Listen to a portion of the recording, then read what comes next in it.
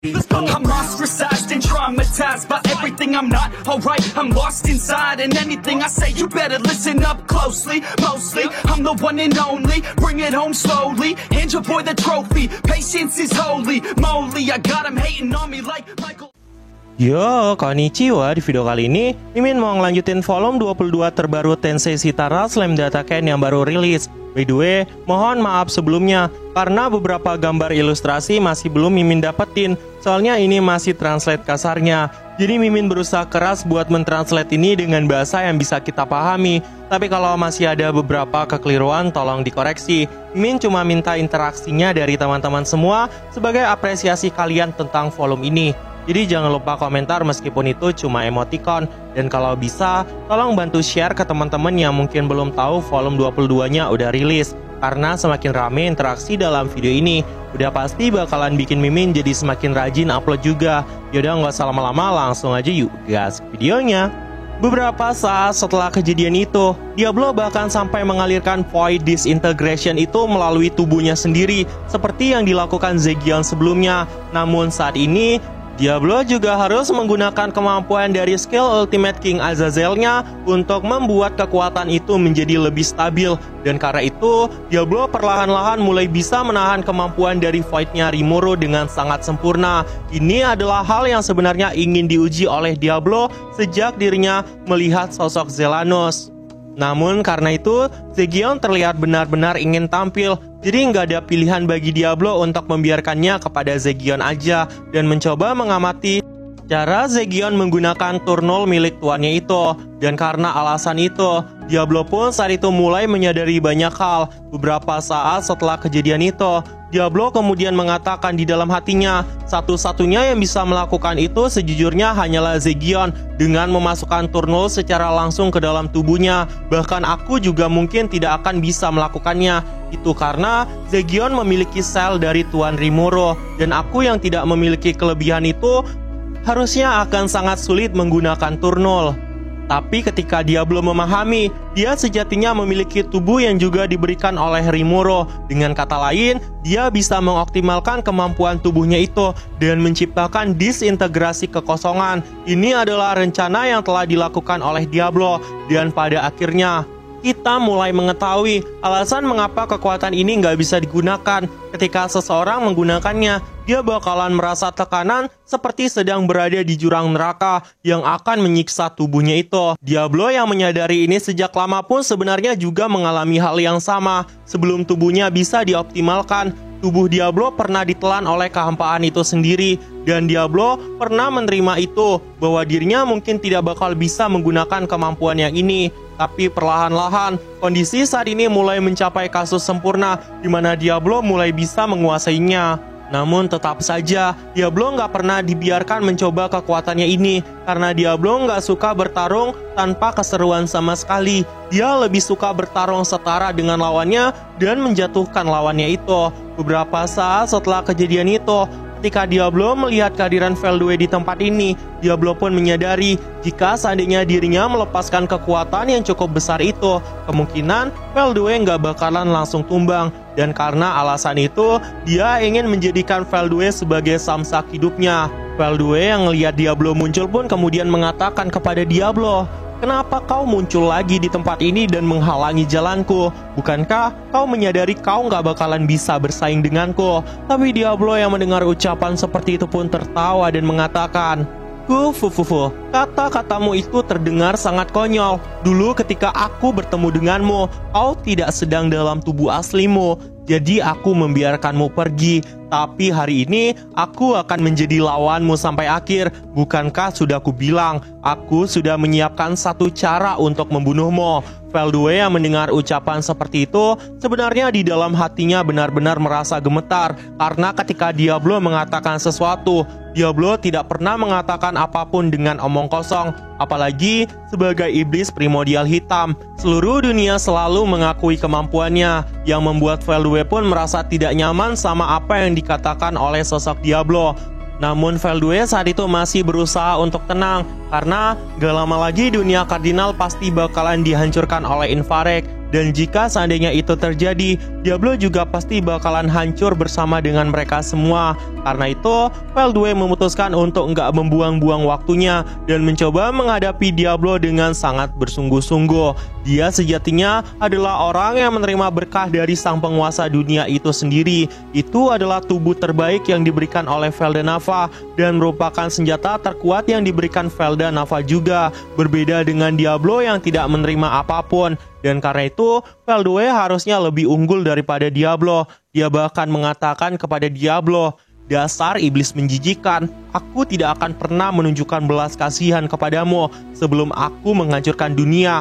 Aku akan menguburmu dengan tanganku sendiri." Itu adalah kebanggaan yang dimiliki oleh Veldue. Dan Veldue pun pada akhirnya mengakui Diablo sebagai musuh sejatinya.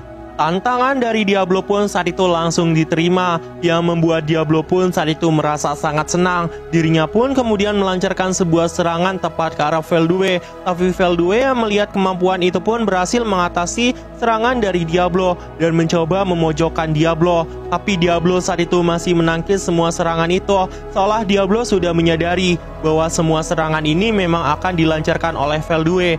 Diablo yang sedang menggunakan kekuatannya tiba-tiba mengatakan sesuatu yang benar-benar akan mengejutkan kita. Banggalah Veldue. Ini adalah pertama kalinya kau menunjukkan kemampuan sehebat ini, dan itu di hadapanku. Aku sejujurnya tidak menyangka kau akan menyembunyikan kekuatan sebesar ini. Dari perkataan ini, Veldue sepertinya nggak pernah menunjukkan kekuatan sebesar ini sebelumnya. Dan satu-satunya yang pernah ditunjukkan itu adalah sosok Diablo. Dengan kata lain, sebelumnya kan pernah disimpulkan bahwa kemungkinan besar Veldue setara sama Felzard, atau bahkan kemampuannya lebih dari Felzard. Harusnya yang bisa mengalahkannya itu tidak lain adalah Milim, karena Milim merupakan putri dari sang dewa Feldenava. Tapi anehnya, saat ini Diablo bisa bertarung setara dengan sosok seperti Veldue dengan tubuh true body-nya. Diablo bahkan menunjukkan keseimbangan yang tidak jauh berbeda dengan teknik Veldue, yang bikin Veldue pun merasa sangat kesal karena tubuh dari sang dewa Feldenava malah bisa disaingi oleh Diablo. Bahkan ketika Veldue menambah kemampuannya lebih banyak daripada sebelumnya, dia bukannya mengalahkan Diablo, tapi pertarungan itu malah tetap seimbang. Ini adalah situasi yang sangat memalukan bagi Veldue. Bahkan Veldue benar-benar nggak mengerti kenapa semua ini bisa terjadi. Karena jika dilihat dari kemampuan skill ultimate yang dimiliki oleh Veldue jauh lebih banyak.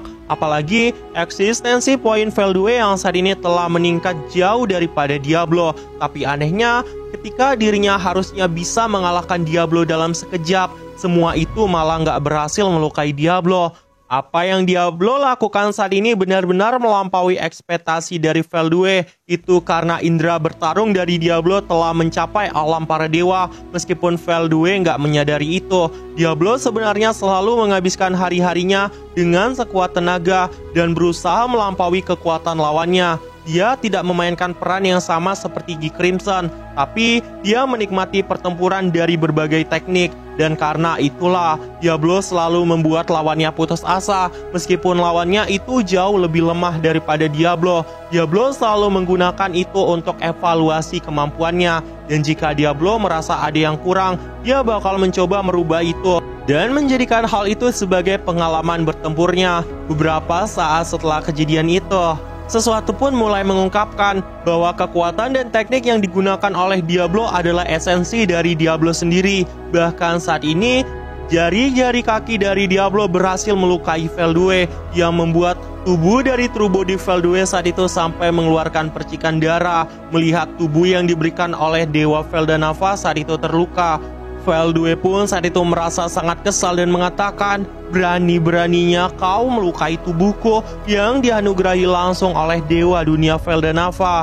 Namun Diablo yang mendengar ucapan seperti itu mengatakan, itu artinya tubuhku jauh lebih kuat karena diberikan oleh Tuan Rimuru dan jauh lebih unggul dari tubuh konyolmu itu. Ucapan seperti itu tentu saja membuat Veldue naik pitam, karena itu artinya Diablo saat ini telah menghina dewa Feldenava yang sangat dicintai oleh Veldue. Karena itulah ketenangannya saat ini telah menghilang. Tapi sebenarnya semua itu adalah hal yang telah direncanakan oleh Diablo.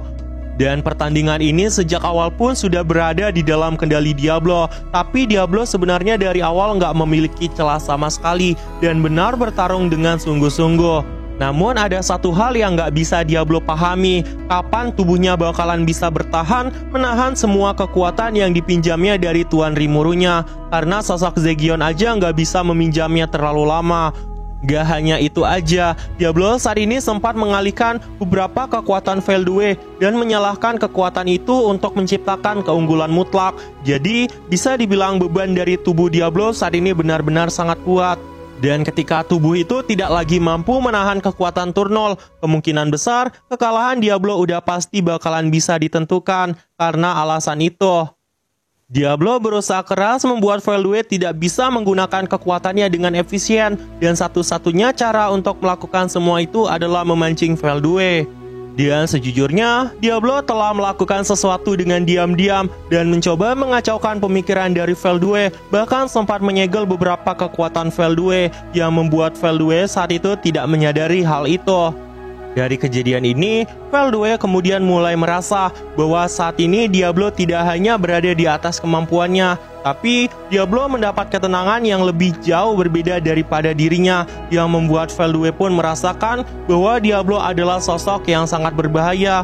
Veldue juga meragukan kewarasan dari Diablo karena dia mulai menyadari bahwa energi yang digunakan oleh Diablo itu harusnya akan menghancurkan tubuh Diablo dan mengatakan kepada Diablo, kau menggunakan sesuatu yang tidak normal. Bagaimana bisa kau segila itu? Diablo yang mendengar ucapan seperti itu kemudian mengatakan, aku akan menganggap itu sebagai pujian terbaik yang bisa kau berikan kepadaku. Beberapa saat setelah kejadian itu, pertempuran lanjutan pun saat itu kembali terjadi, dan di momen ini Veldue mulai menyadari ada hal yang harus dia koreksi tentang cara kerja dari kemampuan Diablo itu. Itu bukanlah sesuatu yang bisa digunakan, namun bagaimana Diablo bisa menggunakan itu adalah sesuatu yang benar-benar nggak bisa dipahami oleh Veldue. Tujuannya untuk menghancurkan dunia saat ini benar-benar terhalang oleh berbagai sisi. Ada Diablo yang saat ini juga sedang mengendalikan Void, dan itu benar-benar di luar ekspektasi dari Veldue, karena harusnya kemampuan seperti ini tuh nggak pernah ada di dunia ini. Dan wajah Veldue yang menyaksikan semua kejadian itu sejujurnya kena mental. Episode kali ini pun juga ditutup sampai di sini aja. Nah, jadi itu aja. Dan tunggu video-video gue selanjutnya, dan see you.